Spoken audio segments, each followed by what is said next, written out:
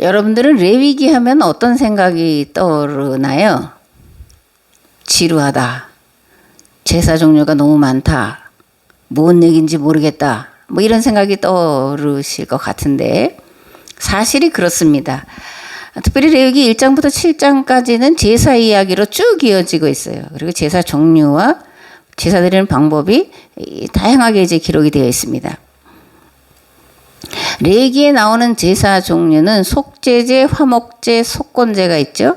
그리고 제사 드리는 방법에는 번제, 소제, 요제 뭐 이런 종류들이 있습니다.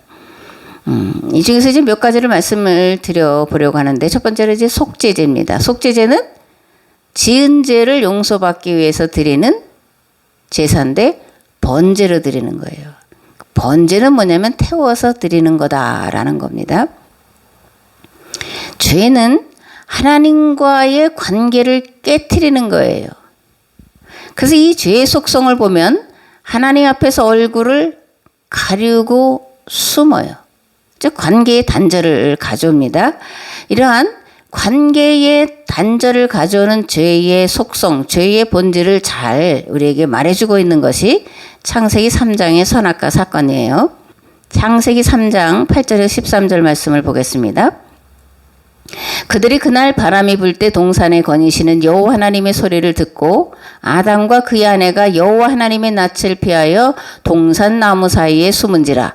여호와 하나님이 아담을 부르시며 그에게 이르시되 네가 어디 있느냐. 이르되 내가 동산에서 하나님의 소리를 듣고 내가 벗었으므로 두려워 숨었나이다. 이르시되 누가 너의 벗었음을 네게 알렸느냐. 내가 네게 먹지 말라 명한 그 나무 열매를 네가 먹었느냐.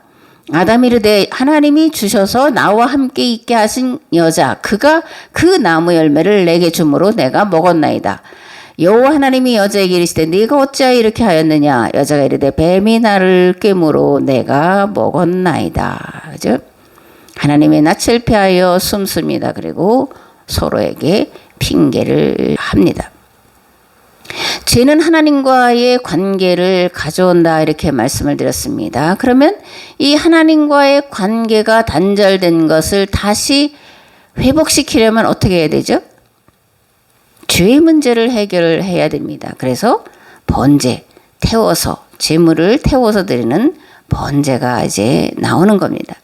그런데 여기서 우리가 한번 생각해 봐야 될 것은 성경이 말하는 하나님과의 관계를 단절시키는 죄가 뭐라는 거죠? 죄. 그럼 우리는 윤리적이고 도덕적인 죄를 말합니다. 물론 윤리 도덕적인 것도 죄는 맞아요. 그런데 성경이 말하는 보다도 근본적이고 본질적인 죄는 뭐다? 계명을 어기는 거다. 계약법을 어기는 거다. 그런 겁니다. 레위기 4장 1절에서 7절 말씀을 보겠습니다. 여호와께서 모세에게 말씀하여 이르시되 이스라엘 자손에게 말하여 이르라. 누구든지 여호와의 계명 중 하나라도 그릇 범하였으되 만일 기름 부음을 받은 제사장이 범죄하여 백성의 허물이 되었으면 그가 범한 죄로 말미암아 흠 없는 수송아지로 속죄제물을 삼아 여호와께 드릴지니 그 송아지를 회막문 여호와 앞에서 끌어다가 여호와 앞으로 끌어다가 그 수송아지의 머리에 안수하고 그것을 여호와 앞에서 잡을 것이요 기름 부음을 받은 제사장은 그 수송아지의 피를 가지고 회막에 들어가 그 제사장이 손가락에 그 피를 찍어 여호와 앞 곧 성소의 휘장 앞에 7번 뿌릴 것이며 제사장은 또 그 피를 여호와 앞 곧 회막 안 향단 뿔들에 바르고 그 송아지의 피 전부를 회막문 앞 번제단 밑에 쏟을 것이며. 아멘. 기름 부음 받은 제사장이 율법을 하나라도 어기면, 그래서 그것들이 백성들에게 해가 되면 그는 흠 없는 수송아지를 끌어다가 그 머리에다가 직접 안수하고 직접 잡으라는 거예요. 그리고 다른 기름 부음을 받은 제사장이 그 피를 가지고 성소의 휘장 앞에 7번 뿌리고 향단 뿔에 바르고 나머지 피는 번제단 밑에 쏟으라고 말씀합니다. 이것은 족장이 죄를 지었을 때도 마찬가지고 백성이 죄를 지었을 때도 마찬가지예요. 죄 지은 자가 짐승의 머리에 안수를 하는 겁니다. 이것은 뭐예요? 자신이 죄를 지었지만 그 죄를 죄 없는 짐승에게 전가시켜서, 그래서 짐승이 대신 희생의 제물로 바쳐진다라는 얘기입니다. 이 광경을 한번 우리가 상상을 좀 해보자고요. 자기 죄를 대신 뒤집어 쓰고 그 죄 지은 자의 손에 의해서 죽어가는 짐승의 모습. 그 얼마나 짐승이 안 죽으려고 발버둥 치겠어요. 그죠? 얼마나 소리를 지르겠어요. 그럼 그러한 모습을 보는 죄 지은 자는 어떤 마음이 들까? 부끄럽겠죠. 고통스럽겠죠. 그리고 자기 대신 죽는 짐승을 향한 미안한 마음이 들겠죠. 그리고 어떤 다짐을 할까요? 보통 사람이라면 다시는 죄 짓지 말아야지. 그런 결단을 하지 않겠어요? 그죠?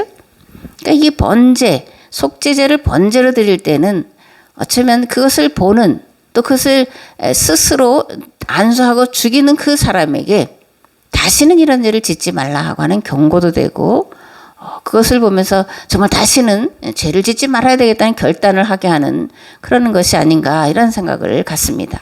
아멘. 두 번째로 화목제입니다.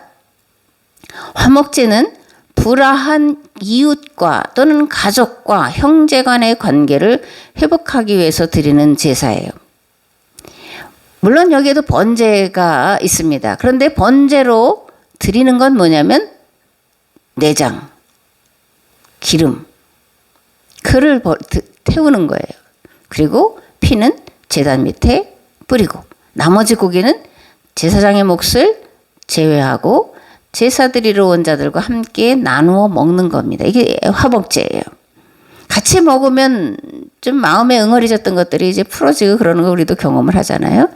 세 번째로 속건제입니다. 속건제를 드려야 하는 이유는 여러 가지가 있는데, 하나님께 바치는 성물에 대해서 범죄한 거, 또는 여호와께 신실치 못한 죄를 지었을 경우, 또는 이제 병자가 치료되었을 때, 또 부지 중에 여호와의 법령을 어겼을 때, 이런 삶에서 지은 죄들에 대해서 이제 속죄하기 위해서 드리는 게 이제 속건제입니다. 근데 여기는 또 남에게 재산상의 피해를 입혔으면 그 피해 당사자에게 20배를 더해서 돌려주고, 그리고 이제 속건제를 드려라, 이렇게 말씀이 되어 있습니다. 레위기 6장을 보겠습니다. 이웃이 맡긴 물건이나 저당물을 속이거나 도둑질하거나 착취하고도 사실을 부인하거나 남의 잃은 물건을 죽고도 사실을 부인하여 거짓 맹세하는 등 사람이 이 모든 일 중에 하나라도 행하여 범죄하면 이는 죄를 범하였고, 죄가 있는 자니 그 훔친 것이나 착취한 것이나 맡은 것이나 잃은 물건을 주운 것이나 그 거짓 맹세한 모든 물건을 돌려보내되 곧 그 본래 물건의 5분의 1을 더하여 돌려보낼 것이니 그 죄가 드러나는 날에 그 임자에게 줄 것이요, 그는 또 그 속건 제물을 여호와께 가져갈지니 곧 내가 지정한 가치대로 양떼 중 흠 없는 순양을 속건 제물을 위하여 제사장에게로 끌고 갈 것이요. 아멘. 이게 이제 속건제를 드려야 되는 그런 죄목들입니다. 제물을 드리는 방법은 번제예요. 번제. 번제는 매일 드리는 것과 안식일과 매달 초하루와 절기에 드리는 것, 그리고 속죄일에 드리는 것이 있는데, 이제 매일 드리는 걸 상번제라고 하죠. 근데 이 상번제를 드리는 것은 물론 매일 짐승을 잡아 드린다라는 것으로 이해할 수도 있지만, 사실은 제장이 떡상 앞에서 12덩이 떡을 놓고 그리고 향단에 불을 피워서 하나님 앞에 이스라엘 백성들의 먹거리가 사라지지 않게 해주세요. 먹거리가 늘 넉넉하게 있게 해주세요. 아침과 저녁으로 이제 기도했던 것도 상번제 중에 들어가는 거다, 이렇게 생각을 할 수가 있습니다. 제물로는 흠 없는 수컷으로 드렸는데 가죽을 제외하고 모두를 태워서 드렸고, 제물의 가죽은 제사장의 몫으로 돌렸다 이렇게 이제 되어 있습니다. 그리고 이 번제는 개인이 드리는 것도 있지만 공동체를 위해서 드리는 것이 주였다. 이제 그런 얘기예요. 네 번째로 소제입니다. 소제는 가난한 자들을 위한 제사 방법이에요. 짐승이 아니라 고운 곡식가루로 드리는 제사를 이제 소제라고 말합니다. 그러니까 짐승으로 제사를 드릴 수 없을 만큼 가난한 자들은 곡식을 갈아서 그 가루를 가져다가 번제로 드렸다라는 거예요. 중요한 것은 하나님은 짐승이냐 곡식가루냐 많이 드렸냐 적게 드렸냐를 보시는 분이 아니시라는 겁니다. 하나님은 제물을 드리는 자의 마음이 어떠한가를 보시는 분이십니다. 아멘.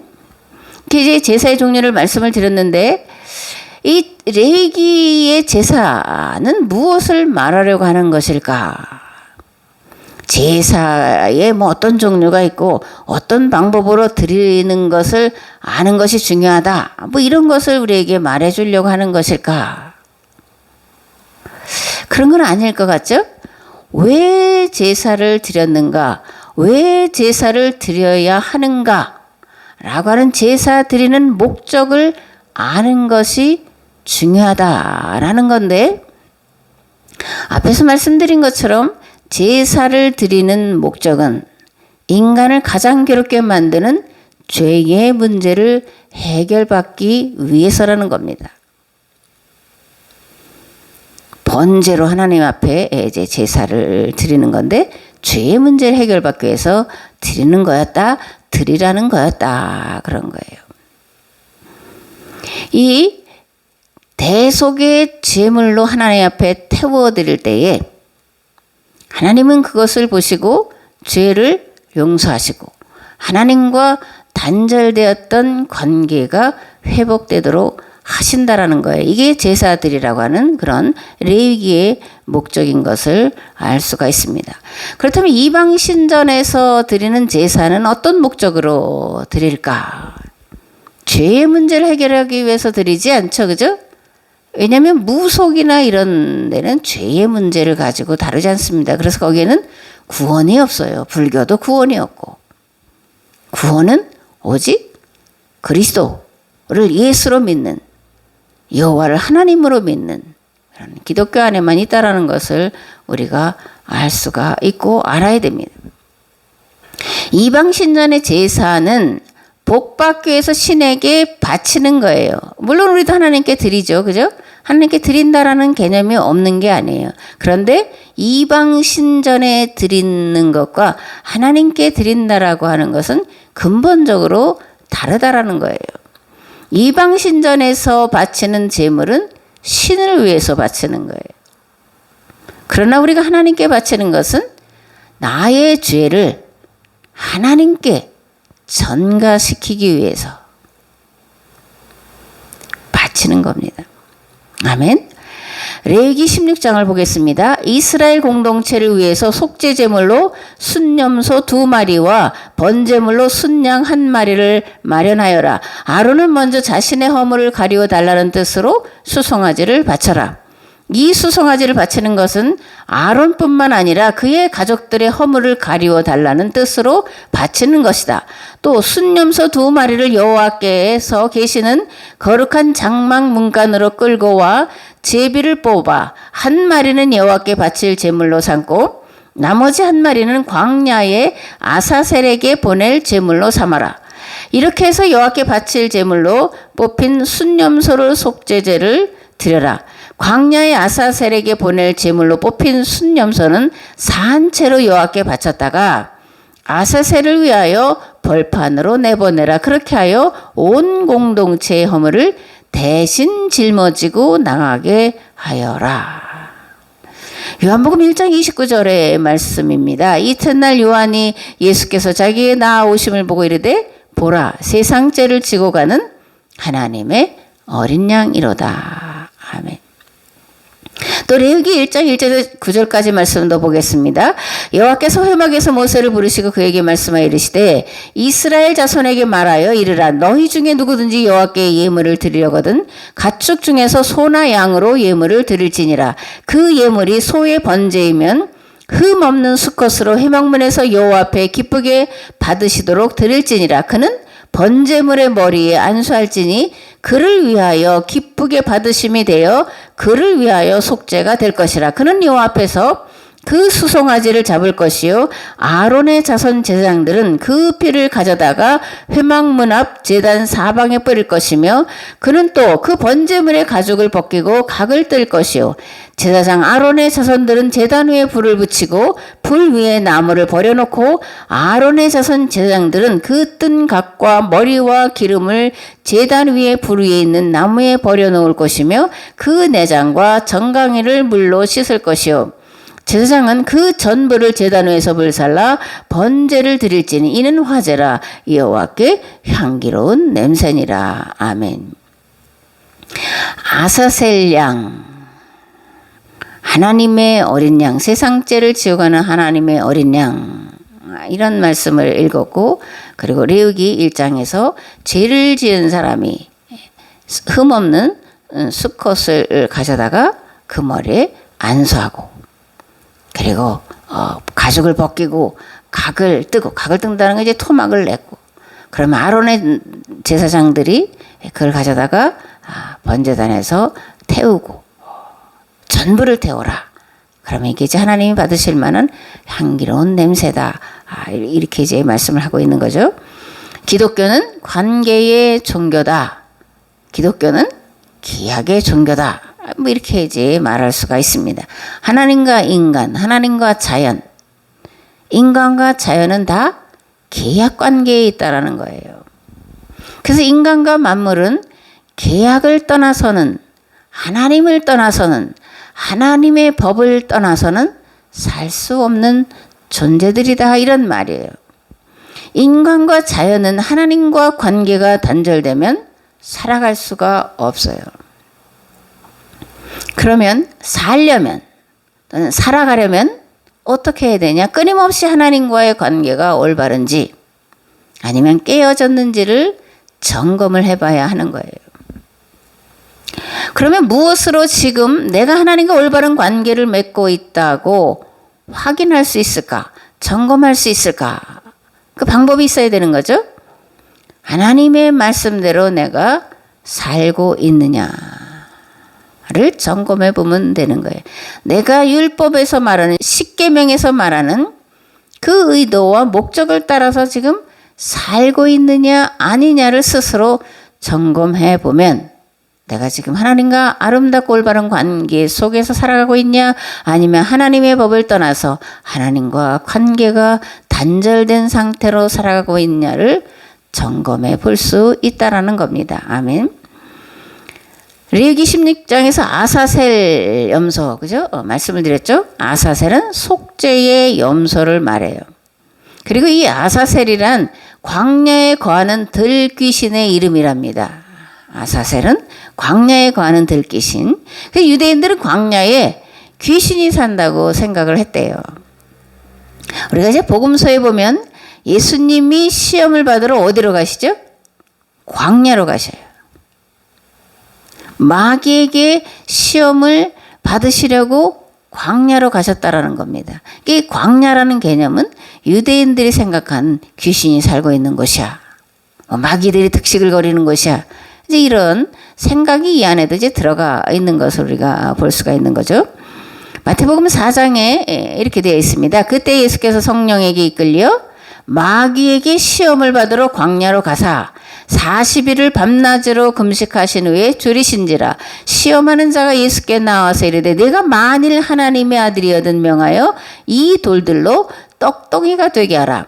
예수께서 대답하여 이르시되 기록되었으되 사람이 떡으로만 살 것이 아니요 하나님의 입으로부터 나오는 모든 말씀으로 살 것이니라 하였느니라 하시니, 이에 마귀가 예수를 거룩한 성으로 데려다가 성전 꼭대기에 세우고 이르되 내가 만일 하나님의 아들이거든 뛰어내리라. 기록되었을 때 그가 너를 위하여 그의 사자들을 명하시리니 그들이 손으로 너를 받들어 발이 돌에 부딪히지 않게 하리로다 하였느니라. 예수께서 이르시되 또 기록되었으되 주 너의 하나님을 시험하지 말라 하였느니라 하시니 마귀가 또 그를 데리고 지극히 높은 산으로 가서 천하 만국과 그 영광을 보여 이르되 만일 내게 엎드려 경배하면 이 모든 것을 내게 주리라. 이에 예수께서 말씀하시되 사탄아 물러가라. 기록되었으되 주 너의 하나님께 경배하고 다만 그를 섬기라 하였느니라. 이에 마귀는 예수를 떠나고 천사들이 나와서 수종드니라. 우리가 너무나 잘 아는 광야에서 예수님이 마귀에게 시험을 받은 세 가지 이제 시험 제목에 대해서 말씀하고 있고 예수님이 어떻게 그것을 물리치셨는지를 이제 잘 우리에게 말해주고 있습니다. 예수님 당시에 유대인들을 속이던 마귀의 거짓말, 마귀의 시험, 마귀의 괴계는 무엇이었을까요? 포로기 시대로부터 생겨난 메시아 대망사상. 그것이 이제 헬라 제국과 로마 제국으로 점점 더 강대한 제국의 통치를 받으면서 도무지 그들 나라로부터 독립을 할 수 없을 거라는 생각 속에 이 메시아 사상은 더욱더 강화돼 갔습니다. 그래서 마귀는 이 메시아 대망이라는 사상 속에 또 아래를 틀고 앉아서 유대인들을 속이고 시험했다라는 거예요. 유대인의 메시아 대망 사상의 핵심은 정치적인 메시아죠. 그가 초자연적인 방법으로 로마 제국으로부터 이스라엘을 해방시키고 그리고 세계 가운데서 이스라엘을 가장 강력한 제국으로 만들어 다스리도록 하는 메시아가 유대인들의 정통 메시아 대망 사상이에요. 앞에서 제가 마태복음을 말씀드렸는데 예수님께서 광야에서 마귀에게 시험당하신 세 가지 모드는 유대인들이 기다리던 메시아 대망 사상에 대한 것들이었어요.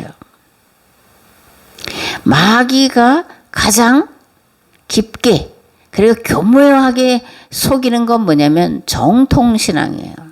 그리고 전통신앙입니다. 처음에 정통과 전통은 맞는 거였어요. 그러나 그게 도구마가 되면 콘크리트처럼 딱딱하게 굳어버리면 그 안에 마귀가 들어와서 또아리를 틀고 교회를 속이는 겁니다. 그래서 유대인들을 속이는 마귀의 그런 계략들은 뭐냐면 메시아 사상, 제사신학, 성전신학, 다윗 언약, 유대교 율법 조항인 할례법, 정결례법, 안식일법. 근데 이것이 모두 다 정통신학이었다라는 거예요. 그리고 인과응보 교리, 정통교리였다라는 겁니다. 선민사상도 그들에게는 전통이었어요. 그리고 정통입니다. 그러니까 이 정통, 전통이라는 그것에 들어가 있는 마귀의 계략을 그거를 알아낸다라는 건 사실 거의 불가능한 거예요. 유대인들은 지금도 메시아 대망 사상을 여전히 고수하고 있습니다. 바뀌지 않아요. 지난번에도 말씀드렸지만 한 번 잘못된 신학은 어쩌면 사라진다라는 건 거의 불가능한지도 몰라요. 다만 우리는 그것이 무엇이 잘못인지 어디서 어떻게 잘못되었는지를 분별해내야 되고 그래서 그것들을 바르게 재해석하고 다시 해석하는 일들 해서 보여주어야 되는 겁니다. 오늘 우리는 구속사 신학이 정통이죠. 그죠? 정통 신학입니다. 구속사 신학 범주에서 예수님의 대속을 이해하고 받아들이고 그리고 경험을 해요. 예수님이 내 죄를 위해서 대신 죽으셨다라는 것을 경험하는 게 뭐예요? 그걸 회심이죠. 그죠?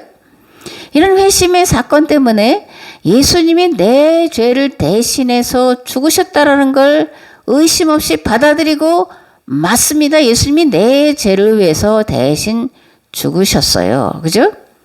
안 죽으셨다는 얘기가 아닙니다. 예수님이 내 죄를 대신해서 죽으셨기 때문에 내가 오늘 예수님을, 하나님을 나의 아버지로 믿고 그리고 살아가고 영생에 대한 소망을 가지고 살아가는 거예요. 그러나 거기에만 머물러 있어서는 안 된다라는 것을 말씀을 드리는 겁니다. 회심의 경험은 어쩌면 가장 중요하다고 말할 수도 있어요. 이 회심의 경험이 있어야만 예수님을 나의 주로 우리가 고백할 수 있고 믿을 수가 있잖아요. 그런데 문제는 거기에서 끝이 나라는 겁니다. 우리의 신앙이 거기에서 끝쳐요. 조금 열심히 있는 사람은 전도도 하고 뭐 선교도 하고 여러 가지 봉사도 하고 하지만 그것도 그 구속사 신앙 안에서 이제 멈춰서 하는 겁니다. 그런데 여기서 한 걸음 더 나아가야 돼요. 값없이 대속의 은혜를 받은 것에 만족하고 머물러 있어서는 안 된다는 겁니다. 그럼 어떻게 나아가야 될까요? 한 걸음 더 나아간다는 게 뭐예요? 예수님만 대속의 제물이 아니라 뭐예요? 나 또한, 교회 또한 세상의 죄를 위한 대속의 제물이 되어야 된다는 거예요. 레위기의 제사 신앙에만 머물러 있어서는 안 된다는 겁니다. 오늘 우리가 예배를 드리고 또 11조를 드리고 뭐 각종 그런 예배를 드림으로 하나님 앞에 내가 할 수 있는 모든 것을 다 했다라고 생각하는 건 레위기의 제사 신앙이나 구속사 신앙 범주 안에 머무르는 거나 같은 거예요. 내가, 교회가 대속의 제물이 돼야 된다 라는 것을 깨닫고 대속의 제물로서의 삶을 살아가는 데까지 나아가야 됩니다. 저는 어쩌면 이런 교회가 우리가 대속 제물이 되어야 된다라고 하는 이 해석이 성경 전체를 마무리하는 거다. 그런 생각을 갖습니다. 유대인들은 레위기의 제사법에 머물러 신앙생활을 했습니다. 이스라엘로 그런데 레위기에 있는 제사 신앙에 머물도록 만든 그 원죄는 누구에게 있을까요? 다윗과 솔로몬이에요. 다윗과 솔로몬은 예루살렘에 성전을 지어놓고 제사로 하나님 앞에 영광을 돌리라고 가르쳤어요. 특별히 거짓 선지자, 궁중예언자라고 하는 나단과 갓이 그 일을 한 겁니다. 특별히 나단이 왕정신학을 만들어내잖아요. 그죠? 다윗 솔로몬으로 이어지는 세수방정, 그리고 솔로몬 성전에서 제사로 하나님 앞에 드리는 것으로 신학화 작업을 한 게 이제 나단이에요. 이 나단의 죄, 그리고 다윗과 솔로몬의 죄, 그 죄로 인해서 이스라엘은 망하는 길로 가는 거예요. 예언자들 하나님께서 끊임없이 보내셨지만 이 한 번 잘못 만들어진 성전신앙, 제사신앙에서 그들은 벗어나지를 않았습니다. 제가 이제 이번 주 수요일, 다음 주 수요일 이제 그 아모스서를 강의해야 될 그런 일이 있는데 이 아모스는 이 제사에 대해서 제물로 성전에서 제사 드리는 그것에 대해서 얼마나 무섭도록 책망하고 있고 비판하고 있고 그리고 멸망을 선언하고 있는지 몰라요. 그 예언대로 아모스, 호세아, 또 이사야, 예레미야의 예언대로 이들은 철저하게, 처절하게 멸망을 당했고 그것이 재현되는 것이 로마 제국이 이스라엘 다스리면서 유대 전쟁사에 나오는 예루살렘 멸망사예요. 비극은 끝나지 않고 계속되고 반복되고 재현되었다라는 것을 이스라엘 역사 속에서 우리가 볼 수가 있습니다. 그렇다면 하나님이 받으시는 제사는 무엇일까? 호세아서 14장을 보겠습니다. 이스라엘아, 주 너의 하나님께로 돌아오너라. 네가 지은 죄가 너를 거꾸로 때렸지만 너희는 말씀을 받들고 주님께로 돌아와서 이렇게 하려라. 우리가 지은 모든 죄를 용서하여 주십시오. 우리를 자비롭게 받아 주십시오. 수송아지를 드리는 대신에 우리가 입술을 열어 주님을 찬양하겠습니다. 다시는 아시리아에게 우리를 살려달라고 호소하지 않겠습니다. 군말을 의지하지도 않겠습니다. 다시는 우리 손으로 만들어 놓은 우상을 우리의 신이라고 고백하지도 않겠습니다. 고아를 가엾게 여기시는 분은 주님밖에 없습니다. 아멘. 질문입니다. 사람이 제사를 위해서 있을까? 제사가 사람을 위해서 있을까? 뭐 너무 뻔한 질문이라 좀 식상한가요? 우상 종교는 사람이 제사를 위해서, 사람이 신을 위해서 있습니다. 그러나 여호와를 하나님으로 믿는 기독교는 제사는 사람을 위한 것이고 하나님은 사람을 위하여 존재하는 분이시다라고 말씀하고 있는 것이, 사실 우상종교와 여호와 신앙을 비교한다는 것 자체가 참으로 죄송하지만 우리가 이해하기 쉽게 이렇게 비교해서 말씀을 드리고 있는 겁니다. 사람을 위한 제사의 절정을 보여주는 게 화목제예요. 그죠? 번제, 속죄제는 죄를 계속하기 위해서 드리는 것이고, 화목제는 화목하기 위해서 이제 드리는 거죠. 그래서 예수님도 내가 화목제물이 되려고 왔다 이렇게도 이제 말씀하시는 것을 보게 되는데, 화목제물 중에 번제로 드리는 것은 앞에도 말씀드렸지만 뭐라 그랬어요? 내장과 기름이에요. 그리고 피입니다. 이건 먹는 게 아니에요. 그런데 하나님은 그걸 나에게 줘라 그런 거예요. 너희들이 먹지 않는, 먹을 수 없는 그런 내장, 기름, 피를 나에게 줘라. 나는 그것을 향기롭고 거룩한 제물로 받겠다 이렇게 말씀하시는 거예요. 나머지 고기는 어떻게 하냐? 너희들이 나누어 먹어라. 내 앞에서, 하나님 앞에서 함께 먹고 즐겁고 배불러라. 이게 이제 화목제예요. 화목제. 떡과 고기를 서로 나누어 먹으면서 서로 이제 배부르고 그러면 어때요? 사람이 배가 고프면 어떻게 되죠? 감정이 아주 예민해져요. 그죠? 민감해집니다. 작은 일에도 막 화가 나요. 근데 이제 배부르잖아요. 등 따뜻하면 마음이 여유로워요. 안 넘어갈 것 같은 것도 넘어갑니다. 좁아진 마음이 넓어져요. 딱딱했던 마음이 따뜻해집니다. 그런데 이 레위기의 제사법, 그 제사를 드리라고 하는 이 시대는 어떤 시대였냐면 배고픈 시대였다라는 겁니다. 그러니까 제사 신앙, 레위기가 말하는 제사 신앙은 배고픈 시절에 제정된 거라는 겁니다. 배부른 시대에 만들어진 게 아니라는 거예요.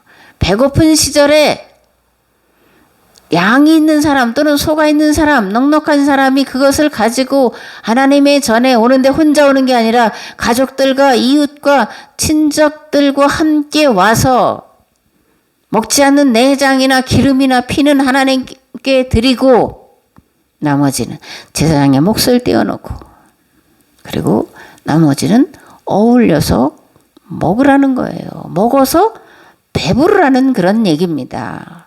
먹어서 배불러서 화목을 이루라는 거예요. 예수님은 성만찬에서 이 화목제 제사를 다시 말씀에 놓으셨어요. 그죠? 공동체 식사, 공동 식사를 통해서 함께 동일한 음식을 먹으면서 배부르라. 이게 이제 사실 성만찬의 그런 주된 의미인 것을 우리가 알 수 있고, 초대교회는 이런 성만찬을, 그죠? 예배 중에 두 요소로 말씀과 애찬으로 이렇게 지켜왔던 것을 우리가 초대교회 역사 속에서 볼 수가 있습니다. 하나님이 또는 부모가 가장 사실 보기 좋아하고 행복한 건 뭐겠어요? 자녀들이 행복하게 어우러져 싸우지 않고 다투지 않고 욕심내지 않고 살고 한식탁에 둘러 앉아서 맛있는 것을 먹으면서 즐겁게 웃으면서 왁자지껄 하는 그런 모습 보는 것보다 더 큰 행복은 사실 없어요. 우리가 뭐 생각할 때 큰 집을 가지고 명예를 얻고 무슨 뭐 큰 자리를, 그렇게 하면 부모가 기뻐할 것 같지만 그러나 그렇지 않습니다. 배골지 않고, 그리고 한대잠 자지 않고, 그리고 배부르게 형제들과 어울려서 즐겁게 서로 귀하게 여기며 살아가는 것을 보는 것만큼 행복은 없어요. 그런 자녀들은 잘 되도록 하나님께서 축복을 해주시는 줄 믿습니다. 그렇다면 이제 아까 소제를 말씀을 드렸죠. 소제는 곡식 가루로 드리는 거였어요. 그러니까 뭐 소로 드릴 수도 없고 양으로 드릴 수도 없고 뭐 비둘기조차도 잡을 수 없고 또는 살 수 없는 사람들이 자기 집에 있는 곡식을 빻아서 이렇게 채로 쳐서 고운 가루, 우리 한 종지, 이제 종지가 뭔지 아시죠? 한 종지, 뭐 한 업도 안 되는 거로 한 종지를 가지고 와서 하나님 앞에 태워서 드리는 게 소제예요. 소제를 드리러 오는 자들을 볼 때 하나님은 어떠셨을까? 하나님은 그 모습을 보면서 어떤 마음의 상태셨을까? 누가복음에 보면 이런 말씀이 있습니다. 예수께서 눈을 들어 부자들이 헌금하며 헌금 넣는 것을 보시고 또 어떤 가난한 과부가 2렙돈 넣는 것을 보시고 이르시되 내가 참으로 너에게 말하노니 이 가난한 과부가 다른 모든 사람보다 많이 넣었도다. 저들은 그 풍족한 중에서 헌금을 넣었거니와 이 과부는 그 가난한 중에서 자기가 가지고 있는 생활비 전부를 넣었느니라 하시니라. 아멘. 아니 과부가 생활비 전부를 넣으면 그 과부는 하루를 어떻게 살아야 돼요? 굶는 거죠. 그죠? 굶는 겁니다. 굶는 거예요. 곡식가루로 소제를 드리러 온 사람이나 이 과부의 2렙돈이나 같은 개념이에요. 하나님이 그렇게 드리는 자들을 보실 때 그래도 나에게 드리려고 와서 드리니 고맙구나 이렇게 받으셨을까요? 눈물나게 받으시지 않았겠냐. 눈물나게 그 모습을 바라보지 않으셨겠냐 그런 겁니다. 예수님께서 부자들이 헌금하는 모습과 가난한 과부가 헌금하는 모습을 보시고 이 가난한 과부가 다른 모든 사람보다 많이 넣었다 이렇게 말씀하셔요. 근데 그것을 듣는 바리새인들은 어떤 반응을 보였을까? 비웃었겠죠. 그죠? 바리새인들은 많은 것, 좋은 것, 비싼 것을 드리면 하나님이 기뻐 받으신다라고 생각을 했어요. 곡식가루나 산비둘기나 2렙돈은 가장 작은 것, 보잘것없는 것, 하찮고 우스운 것으로 여겼다라는 겁니다. 이러한 모습은 이방 신전에서 제사 드릴 때의 모습이요. 그 생각과 동일하는 거예요. 이사야는 이렇게 이방 신전에서 드리는 것 같은 그런 마음과 생각으로 하나님 앞에 예배 드리러 오는 자들에게 대해서 이렇게 선포합니다. 여호와께서 말씀하시되 너희의 무수한 재물이 내게 무슨 유익이냐? 나는 순양의 번제와 살찐 짐승의 기름에 배불렀고 나는 수송아지나 어린 양이나 순염소의 피를 기뻐하지 아니하노라. 너희가 내 앞에 보이러 오니 이것을 누가 너에게 요구하였느냐? 내 마당만 밟을 뿐이니라. 헛된 재물을 다시 가져오지 말라. 분양은 내가 가증히 여기는 바요 월삭과 안식일과 대회로 모이는 것도 그러하니 성회와 아울러 악을 행하는 것을 내가 견디지 못하겠노라. 내 마음이 너의 월삭과 정한 절기를 싫어하나니 그것이 내게 무거운 짐이라 내가 지기에 곤비하였느니라. 너희가 손을 펼 때에 내가 내 눈을 너희에게서 가리고 너희가 많이 기도할지라도 내가 듣지 아니하리니 이는 너희의 손에 피가 가득함이라. 너희는 스스로 씻으며 스스로 깨끗하게 하여 내 목전에서 너희 악한 행실을 버리고 행악을 그치고 선행을 배우며 정의를 구하며 학대받는 자를 도와주며 고아를 위하여 신원하며 과부를 위하여 변호하라 하셨느니라. 아멘. 헛된 재물을 다시 가져오지 말라라는 겁니다. 나는 그런 너희들이 드리는 번제, 기름 태우고 뭐 고기 태우고 이런 냄새가 지겹다 이러는 겁니다. 누가 좀 성전문을 좀 닫았으면 좋겠다 이렇게도 말씀하시는 것을 우리가 볼 수가 있습니다. 하나님이 받으시는 제사는 정의와 공의를 행하며 사는 삶이에요. 하나님께 예물을 드리라고 하는 목적이 어디 있습니까? 하나님께 복받기 위해서일까요? 아닙니다. 하나님께 예물과 헌물을 드리는 목적은 고아와 과부와 나그네의 삶을 돌아보기 위해서 드리는 거예요. 과부가 자기 생활비 전부를 얻는 일이 없도록끔 그의 삶을 돌아보라고 헌금을 드리라는 겁니다. 내 이웃에 누가 지금 배를 곪고 있는지 그들의 형편을 부지런히 살피는 것이 하나님이 받으시는 제사라는 거예요. 오늘 우리가 드리는 헌금도 마찬가지입니다. 11조, 감사헌금, 각종 제목의 헌금도 그리스도 안에서 형제와 자매들의 삶을 돌아보고 그들의 삶을 회복시키는데 사용하도록끔 하나님께 드리는 거예요. 사순절 기간입니다. 나의 삶이 하나님이 받으실 만한 사한제물이 되는지, 내가 드리는 예배, 내가 드리는 헌금이 과연 하나님께서 받으실 만한 예물인지 고민하시고 자신의 삶을 돌아보시는 복된 주간 되시기를 우리 주 예수 그리스도의 이름으로 축복합니다. 아멘. 이제는 길과 진리와 생명 되신 예수 그리스도의 은혜와 아버지 하나님의 무한하시고 흑진하신 사랑하심과 성령님의 감화, 감동, 교통, 역사하심이 우리의 삶을, 내 몸을 거룩한 산제물로 드리기를 다시 한번 결단하고 돌아가는 우리의 삶의 자리 위에, 가정 위에, 이 나라와 이 민족 위에 이제로부터 영원토록 함께 하옵시기를 간절히 축원하옵나이다. 아멘. 아멘.